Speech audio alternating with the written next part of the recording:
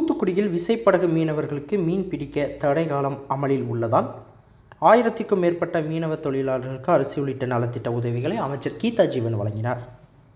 கிழக்கு கடற்கரை பகுதியில் மீன்களின் இனப்பெருக்க காலமான ஏப்ரல் 15ஆம் தேதி முதல் ஜூன் 15ஆம் தேதி வரை சுமார் 60 நாட்கள் விசைப்படகு மீனவர்கள் ஆழ்கடலில் சென்று மீன் பிடிக்க தடை விதிக்கப்பட்டுள்ளது. இதன் காரணமாக விசைப்படகுகள் அனைத்தும் அந்த துறைமுகங்களில் நிறுத்தப்பட்டுள்ளன. மேலும் விசைப்படகு மீனவர்களுக்கு தடைக்கால நிவாரணத் தொகை அரசு சார்பில் வழங்கப்பட உள்ளது. இந்த நிலையில் இந்த விசைப்படகு மீனவர்களின் வாழ்வாதாரத்தை கருத்தில் கொண்டு வடக்கு மாவட்ட திமுக சார்பில் விசைப்படகு மீனவர்களுக்கு அரிசி, மளிகை பொருட்கள் உள்ளிட்ட நலத்திட்ட உதவி 3500 மீனவர்களுக்கு முதல் கட்டமாக வழங்கப்பட்டது. இதனைத் தொடர்ந்து இன்று 2ஆம் கட்டமாக 1000 மீனவர்களுக்கு நலத்திட்ட உதவி வழங்கும் நிகழ்ச்சி தூத்துக்குடி மீன்பிடி துறைமுக வளாகத்தில் நடைபெற்றது. இந்த நிகழ்ச்சியில் சமூக நலன் மற்றும் மகளிர் உரிமைத்துறை அமைச்சர் கீதா ஜீவன் கலந்து கொண்டு சுமார் 1000 விசைப்படகு தொழிலாளர்களுக்கு அரிசி மற்றும் மளிகை பொருட்கள் அடங்கிய தொகுப்பை வழங்கினார். அப்பொழுது பேசிய அமைச்சர் கீதா ஜீவன், மீனவர்களுக்கு வேண்டிய அனைத்து நலத்திட்ட உதவிகளும் தமிழக முதல்வர் மு.க. ஸ்டாலின் செய்து வருகின்றார் எனவும், தடைக்கால நிவாரணத் தொகை 6000 ரூபாயிலிருந்து 8000 ரூபாயாக தமிழக முதல்வர் மு.க. ஸ்டாலின் வழங்கி வருகின்றார். இந்த ஆண்டு தடைக்காலத்தில் நிவாரணத் தொகை வழங்க வேண்டும் என மீனவர்களின் கோரிக்கையை தொடர்ந்து இன்னும் ஓரிரு நாளில் தடைக்கால நிவாரணத் தொகை வழங்கும் பணி துவங்கும் எனவும், எல்லோருக்கும் எல்லாம் என்ற வகையில் அனைத்து தரப்பு மக்களும் பயன்பெறும் வகையில் பல்வேறு திட்டங்களை சிறப்பாக செயல்படுத்தி வருகிறார் தமிழக முதல்வர் மு.க. ஸ்டாலின் என பெருமிதம் தெரிவித்தார். இந்த நிகழ்ச்சியில் தூத்துக்குடி மாநகர திமுக செயலாளர் ஆனந்தசேகரன், பெருமாள் கோவில் அறக்காவல் குழு தலைவர் செந்தில்குமார், மாவட்ட பிரதிநிதி திருமல் சக்திவேல், மாவட்ட திமுக மாநில மீனவர் அணி துணை செயலாளர் புளோரன்ஸ், மாநகராட்சி வடக்கு மண்டல தலைவர் நிர்மல்ராஜ், வடக்கு மாவட்ட மீனவர் அணி அமைப்பாளர் அந்தோணி ஸ்டாலின், மாமன்ற உறுப்பினர் ரெக்ஸ்லின் உள்ளிட்ட ஏராளமானோர் கலந்து கொண்டனர்.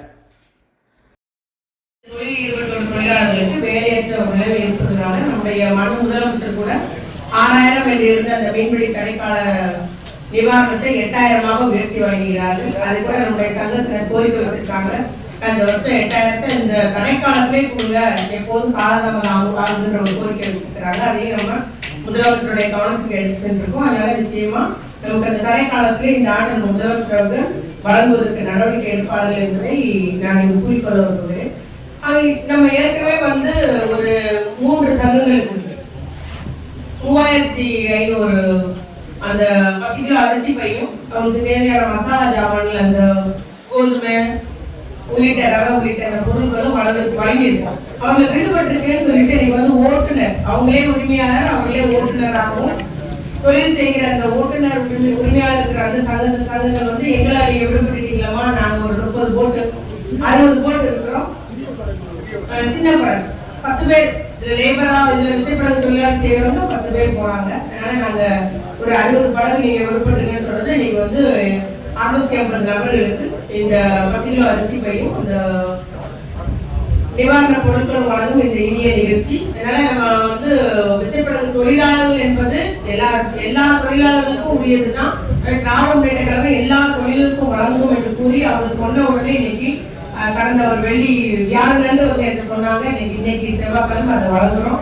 ஆகவே இது பெற்று பயனடைங்கள். என்றுமே நம்முடைய திராவிட முன்னேற்ற கழக தலைவர் தளபதியார் அவர்கள் எல்லாருக்கும் எல்லாம் கிடைக்கணும், எல்லா தரப்பும் முன்னேறணும், தொழிலும் வளர்ச்சி பெறணும், ஏழை மக்களும் நலம் பெறணும், தொழிலாளர்களும் நலம் பெறணும் என்ற முறையிலே நம்முடைய நல்லாட்சி புரிந்து வருகிறார்கள்.